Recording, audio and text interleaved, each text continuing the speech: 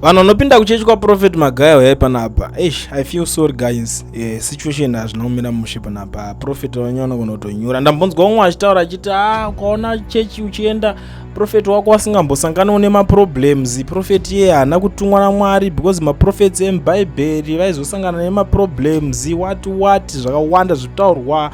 Vamwe vachiti one day God will shame vanhu vese vari kushungurudza profeti, vachatongwa vacharohwa neshamu, zvakawanda zvekutaurwa zvipere. Anyway, handisati ndane energy kudiscussa izvozvo. Regedzai titange tamboonesana zvinhu zviri kuitika panapa nyaya yaprofeti Magaya panapa.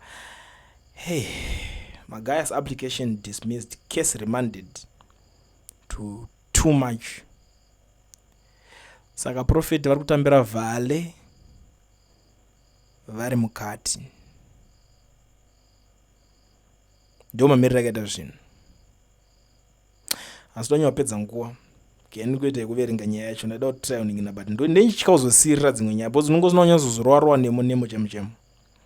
Harare Regional Magistrate Mr. Francis Mapfumo has dismissed an application by Prophetic Healing and Deliverance PhD Ministry founder Prophet Walter Magaya to refuse further postponement of his case or to be removed from remand. The magistrate ruled that the application lacked merit.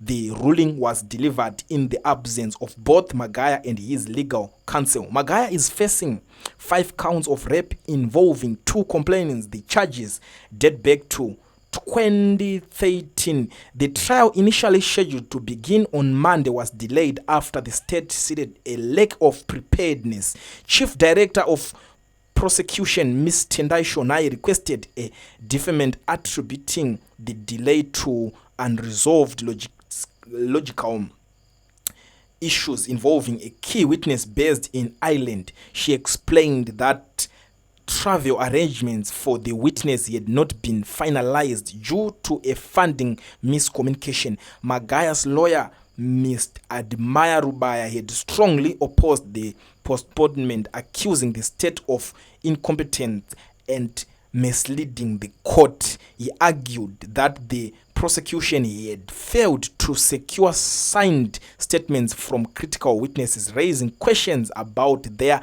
readiness to proceed with a case that has been pending for over a decade. Rubaya further revealed that one of the complainants had submitted an affidavit in November 2025 indicating their intention to withdraw the charges against Magaya. He contended that this development rendered the charges baseless and called for Magaya's removal from remand, arguing that his client's constitutional right to a fair and timely trial was being violated. Despite Rubaya's argument, Mr. Mapfumo dismissed the application, allowing the state to proceed with its preparation.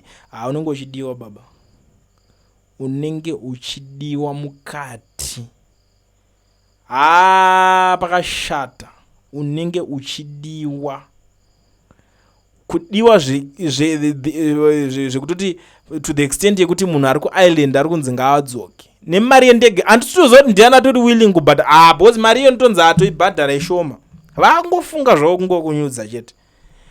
Unombotanga unosvika pachikamu chekuti omboti zvechechi metomboisa pamasutu pasaidha timbotarisa kuti wekumusha kwangu havasi kundidyarira fodya pasi here because zvinhu zvinenge zvaoma.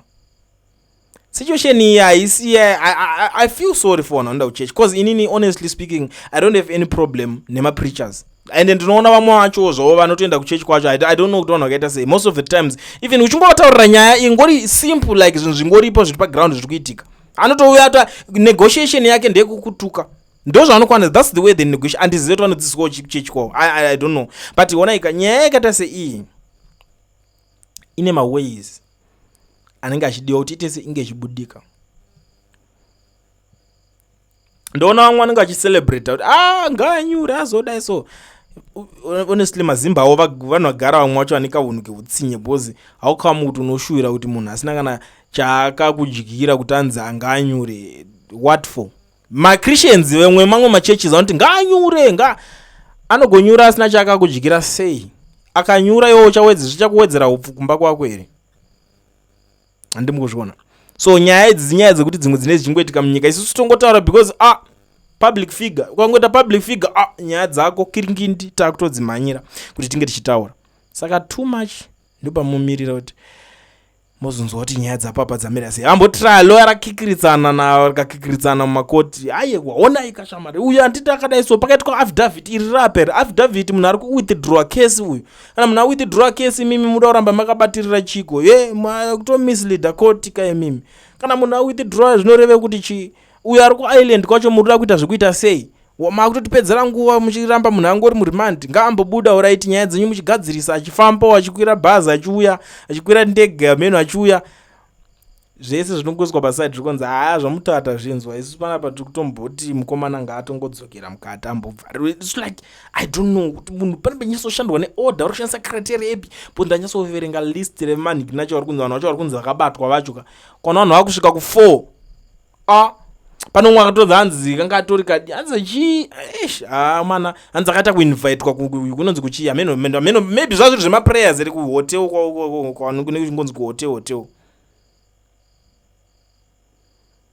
And you know the funny thing now is I don't know these guys vanhu vanenge vari mudhuze nawo vanenge vachinyanya kufamba nawo zvichiri zvekunamatira kuti rangoti rimwe rere kutongoti magangster ake mafia rake because uri a man of God, a real man of God uchifamba even nesecurity yako yenigikini. I don't think ande vanenge vari vanhu vanonamata vomuchechi angatadza kukudza kuti koma kuita sei but they can't do that. Ana chingoti munhu amen utonga achiti kana kuti ngomutera nyaya yemariyo ane mari baba unotipa mari papa unopolisha papa unobudisa mari but Honai pazvasvika manje. Because dzimwe nguva unongofunga kuti dai ndakambopawo kana kaoni kana kai because kwana paritonzi vamwe vari kuto withdraw case vamwe vari kuita sei unobachityisa.